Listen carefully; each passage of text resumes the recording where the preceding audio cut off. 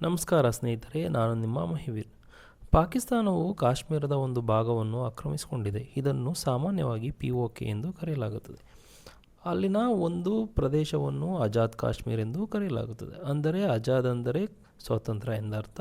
ಆದರೆ ಇತ್ತೀಚೆಗೆ ಅಲ್ಲಿನ ಜನರು ಪ್ರತಿಭಟನೆ ನಡೆಸಿದಾಗ ಇಡೀ ಪ್ರದೇಶವೇ ಭುಗಿಲೆದ್ದಿತ್ತು. ಇದರ ಹಿಂದಿನ ಕಾರಣ ಏನಂತ ಅಂದರೆ 1949ರಲ್ಲಿ ಮಾಡಿಕೊಂಡ ಒಪ್ಪಂದ.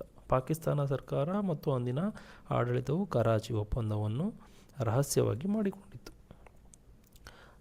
ಈ ಒಪ್ಪಂದದ ಪ್ರಕಾರ ರಕ್ಷಣೆ, ಡಿಫೆನ್ಸ್, ವಿದೇಶಾಂಗ ವ್ಯವಹಾರಗಳು ಅಂದರೆ ಫಾರಿನ್ ಅಫೇರ್ಸ್ ಮತ್ತು ಸಂವಹನ ಮುಂತಾದ ಎಲ್ಲ ಅಧಿಕಾರಗಳನ್ನು ಪಾಕಿಸ್ತಾನ ಫೆಡರಲ್ ಸರ್ಕಾರಕ್ಕೆ ಹಸ್ತಾಂತರಿಸಲಾಯಿತು. ಗಿಲ್ಗಿಟ್ ಬಲ್ತಿಸ್ತಾನ್ ಪ್ರದೇಶವನ್ನು ಪ್ರತ್ಯೇಕಿಸಿ ಪಾಕಿಸ್ತಾನ ನೇರ ನಿಯಂತ್ರಣಕ್ಕೆ ತೆಗೆದುಕೊಳ್ಳಲಾಯಿತು. ವಿಶೇಷವೆಂದರೆ ಈ ಒಪ್ಪಂದದ ಬಗ್ಗೆ ಅಲ್ಲಿನ ಸ್ಥಳೀಯ ಜನರಿಗೆ ಯಾವುದೇ ಮಾಹಿತಿ ಇರಲಿಲ್ಲ. ದಶಕಗಳ ನಂತರ ಕೋರ್ಟ್ನಲ್ಲಿ ಈ ವಿಚಾರ ಬಂದಾಗಲೇ ಜನರಿಗೆ ತಿಳಿದು ಬಂತು. ಪ್ರಸ್ತುತ ಇಲ್ಲಿ ವಿವಾದಕ್ಕೆ ಕಾರಣವಾಗಿರುವುದು POKಯಲ್ಲಿರುವ ಮಾಂಗ್ಲಾ ಅಣೆಕಟ್ಟು. ಪಾಕಿಸ್ತಾನದ ಒಟ್ಟು ಜಲವಿದ್ಯುತ್ ಉತ್ಪಾದನೆಯಲ್ಲಿ 15%ರಷ್ಟು ವಿದ್ಯುತ್ ಈ ಅಣೆಕಟ್ಟೆಯಿಂದಲೇ ಉತ್ಪಾದನೆ ಆಗ್ತಿದೆ. ಇಲ್ಲಿ ವಿದ್ಯುತ್ ಉತ್ಪಾದನಾ ವೆಚ್ಚ ಪ್ರತಿ ಯೂನಿಟ್ಗೆ ಸುಮಾರು 2.59 ರೂಪಾಯಿ. ಸ್ಥಳೀಯ ಜನರಿಗೆ ವಿಧಿಸುತ್ತಿರುವ ಬೆಲೆ ಪ್ರತಿ ಯೂನಿಟ್ಗೆ 12 ರೂಪಾಯಿ.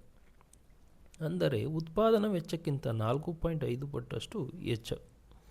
ಪಾಕಿಸ್ತಾನ ಸರ್ಕಾರವು POKಗೆ ಜಲವಿದ್ಯುತ್ ಲಾಭದ ಬಾಕಿಯಾಗಿ ಸುಮಾರು 40,000 ಕೋಟಿ ನೀಡಬೇಕಿದೆ.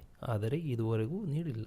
ಬದಲಿಗೆ POKಯಿಂದಲೇ 6,100 ಕೋಟಿ ಬಾಕಿ ಇದೆ ಎಂದು ಹೇಳಿ ಅಲ್ಲಿನ ಹಣವನ್ನು ಕಿತ್ತುಕೊಳ್ಳಲಾಗಿದೆ.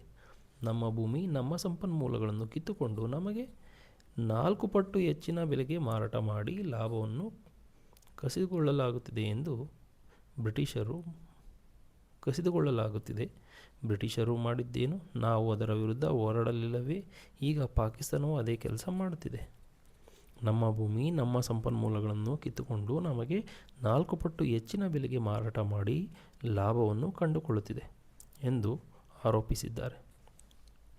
ಇದನ್ನು ವಿರೋಧಿಸಲು POK ಜನರು 2023 ಆಗಸ್ಟ್ನಲ್ಲಿ ಜಂಟಿ ಅವಾಮಿ ಆ್ಯಕ್ಷನ್ ಕಮಿಟಿ ಎಂಬ ಸಾರ್ವಜನಿಕ ಚಳವಳಿಯನ್ನು ಹುಟ್ಟುಹಾಕಿದರು. ವ್ಯಾಪಾರಿಗಳು, ವಕೀಲರು, ವಿದ್ಯಾರ್ಥಿಗಳು ಮತ್ತು ಕಾರ್ಯಕರ್ತರು ಯಾವುದೇ ರಾಜಕೀಯ ಪಕ್ಷದ ಬೆಂಬಲವಿಲ್ಲದೆ ಒಗ್ಗೂಡಿ ನೇರವಾಗಿ ಪಾಕಿಸ್ತಾನ ಸರ್ಕಾರವನ್ನು ಪ್ರಶ್ನಿಸಿದರು.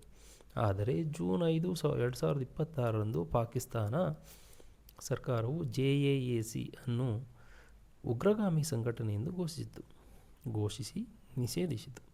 ರಾವಲ್ಕೋಟ್ನಲ್ಲಿ JAAC ಕಾರ್ಯಕರ್ತ ಸಹಜೀಬ್ ಹಬೀಬ್ ಅವರನ್ನು ಪೊಲೀಸರು ಗುಂಡಿಕ್ಕಿ ಕೊಂದರು.